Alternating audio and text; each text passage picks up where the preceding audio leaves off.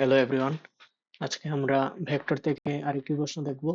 এই প্রশ্নটা ভেক্টর থেকেও আসতে পারে, আবার যেহেতু গতিবিদ্যাতেও হায়ার ম্যাথ সেকেন্ড পেপারের গতিবিদ্যাতেও ভেক্টর রিলেটেড অঙ্ক করানো হয়, সেখান থেকেও আসতে পারে। তো এই প্রশ্নে বলা হয়েছে নদীর স্রোতের বেগ। আচ্ছা, এই প্রশ্নটা আমি নিয়েছি এসিএস এর ইঞ্জিনিয়ারিং ব্যাচের স্লাইড থেকে। আচ্ছা, বলা হয়েছে নদীর স্রোতের বেগ 5 কিলোমিটার/আওয়ার, সাঁতারুর বেগ 3 কিলোমিটার/আওয়ার। এই দুইটা দেখে আমাদের একটু মনে হতে পারে যে সাধারণত তো আমাদের স্রোতের বেগ কম হয়, সাঁতারুর বেগ বেশি হয়। যাই হোক, আর বলা হয়েছে নদীর প্রস্থ 1 কিলোমিটার। সোজাসুজি নদী পার দিতে পারবে কি না আর কি, এটা একটা প্রশ্ন। আর একটা হলো যদি না পারে কত কোণে সাঁতার দিলে বিচ্যুতি সর্বনিম্ন হবে। আচ্ছা, আমরা আগে প্রথম প্রশ্নটা দেখি, সোজাসুজি নদী পার হতে পারবে কিনা। তো সোজাসুজি নদী পার হতে গেলে আসলে কি করা লাগে? আমাদের ধরলাম এদিকে আমাদের ইউ, এটা হলো আমাদের 5 কিলোমিটার/আওয়ার। আর সোজাসুজি পার হতে গেলে আমাদের অবশ্যই 90 ডিগ্রি মানে স্লো কোণে আগাতে হয়। আর এটা হলো ভি সমান হলো আমাদের 3 কিলোমিটার/আওয়ার। আচ্ছা, আমি আগে প্রথমে রিভার্স কেসটা দেখি।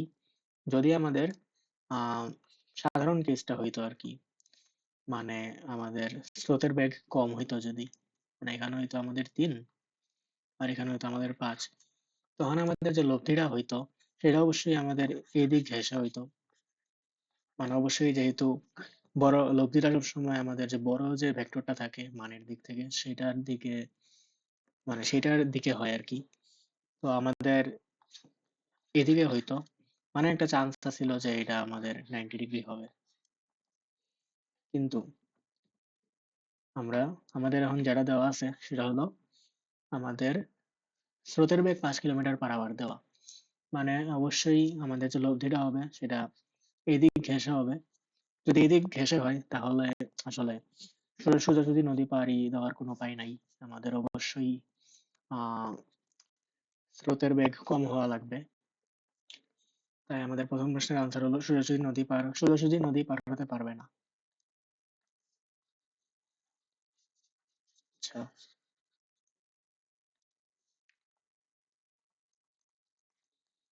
যেহেতু আমাদের আহ ইউ সমান 5 কিলোমিটার/আওয়ার, ইউ মানে হলো এখানে ইয়ে স্রোতের বেগ, আর ভি সমান সমান 3 কিলোমিটার/আওয়ার, যেটা হলো সাঁতারুর বেগ।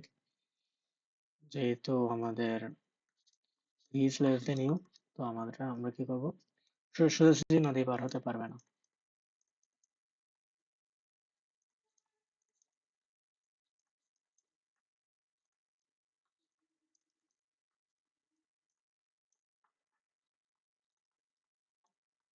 পারবে না। আচ্ছা, বলা হয়েছে যদি না পারে তাহলে কত কোণে সাঁতার দিলে বিচ্যুতি সর্বনিম্ন হবে।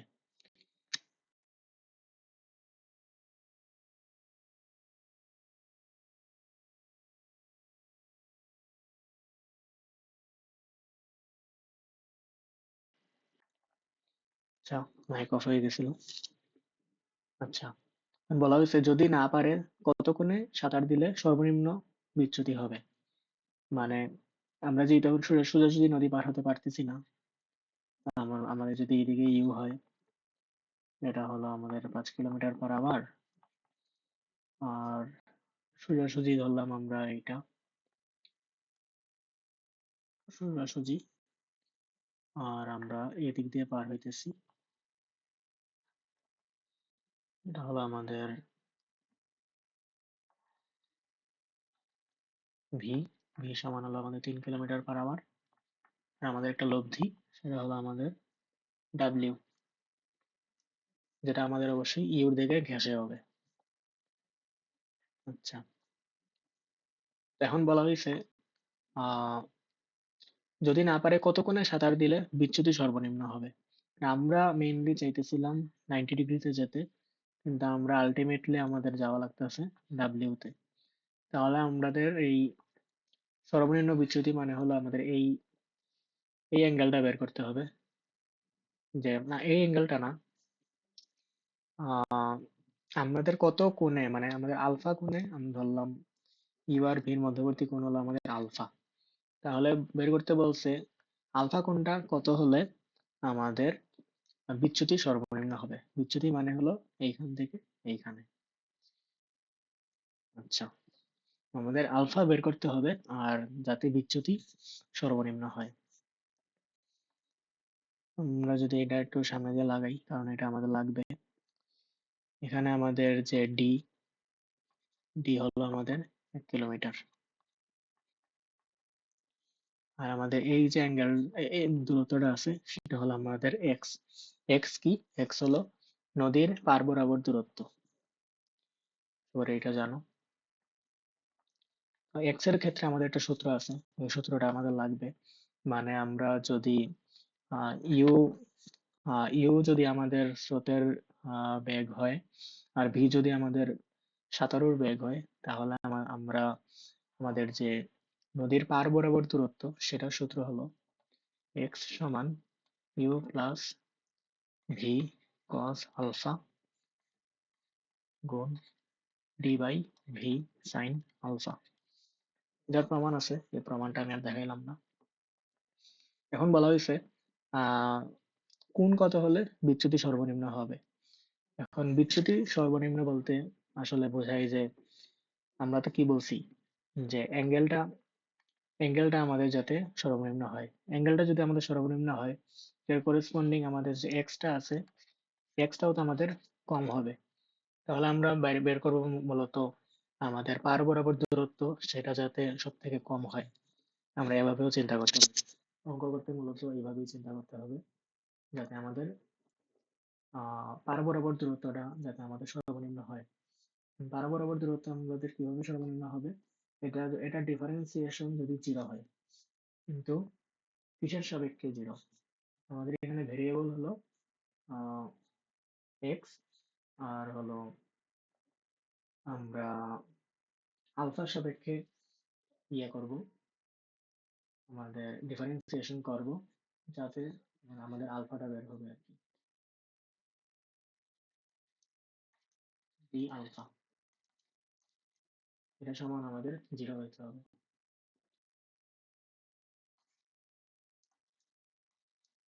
নেক্সট যদি আমরা আসলে গুণ দেই, ইউডি ভাগ ভি সাইন আলফা প্লাস আমাদের এই ভি আর এই ভি কাটা, তাহলে থাকে হলো ডি কজ আলফা ভাগ সাইন আলফা। এইটা সমান আমাদের জিরো। আচ্ছা, তার মানে হলো D alpha D by D alpha সমান হলো U D by V into cosec alpha plus D cot alpha সমান জিরো।